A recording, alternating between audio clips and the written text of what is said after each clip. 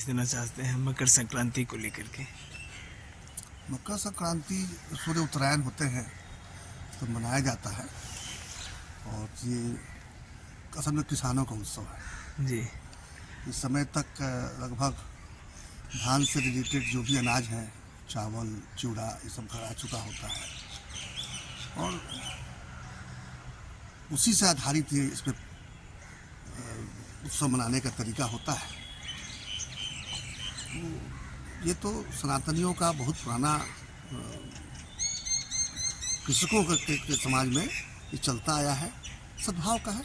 दही चूड़ा खाइए, खिलाइए, सबके साथ खाइए, सबको खिलाइए, सबके यहाँ खाइए। जी सर, समझिए कि पूरे विश्व से आदमी लोग राम मंदिर अयोध्या पहुंच रहे हैं और राम मंदिर का हर एक जगह राम मंदिर के ऊपर जिक्र हो रहा है, लेकिन कोई सरकार सोच नहीं रही कि गरीब आदमी खा नहीं पा रहा। राम मंदिर में इतना इतना ट्रस्ट के तौर पे बहुत ज़्यादा जगह समझिए कि पैसा जा रहा है। इस पे आपकी क्या प्रक्रिया है? तो कौन गरीब नहीं खा पा रहा है? 80 करोड़ गरीबों को 5 किलो अनाज हर महीने मिल रहा है, अभी भी गरीब खा नहीं रहा है। हाँ। देखिए, ऐसा कुछ नहीं है कि भोजन और अस्पताल के साथ साथ आस्था के लिए भी काम नहीं किया जा सकता है। मनुष्य का जितना आवश्यक पेट है उतना ही आवश्यक उसका मन भी है।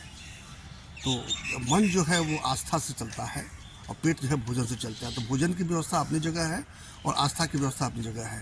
राम जी का जहाँ जन्म हुआ, जिस राम पर पूरे आर्यावर्त को गौरव है, आज के तारीख में तो कहूँगा विश्व को गौरव है, उस राम के जन्मभूमि पर अगर उनका भव्य मंदिर न बनता तो वो गलत होता।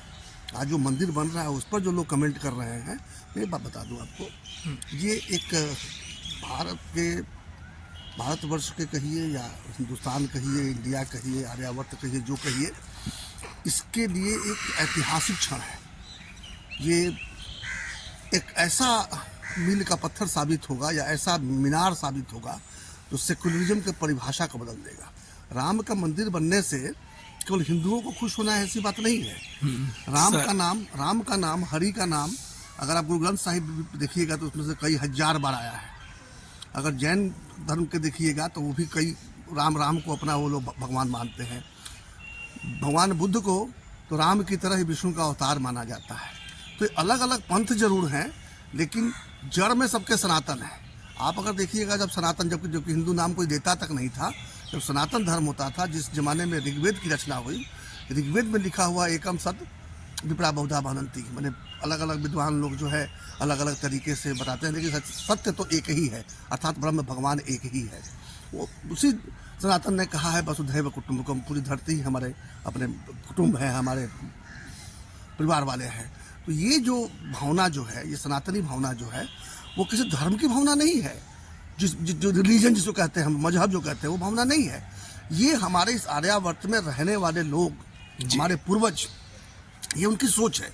उन्हीं पूर्वजों में से निकलकर आज कोई कहता है हम हिंदू हैं, कोई कहता है हम जैन हैं, कोई कहता है हम बौद्ध हैं, कोई कहता है हम सिख हैं, और कोई कहता है कि हम इस्लाम में को कबूल कर चुके हैं।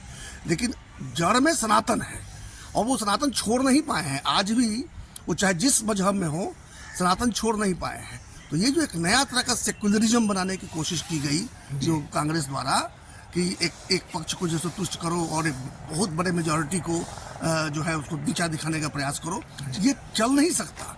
अगर मान लीजिए पिरामिड को उल्टा करके रख दीजिएगा तो उलट ही जाएगा, क्योंकि पिरामिड का सबसे भारी हिस्सा ही नीचे होना चाहिए, तभी वो टिका रहेगा, वरना वो अस्थायी होगा, उसको इक्विलिब्रियम में नहीं है जी।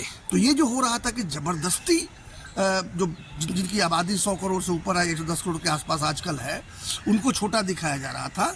और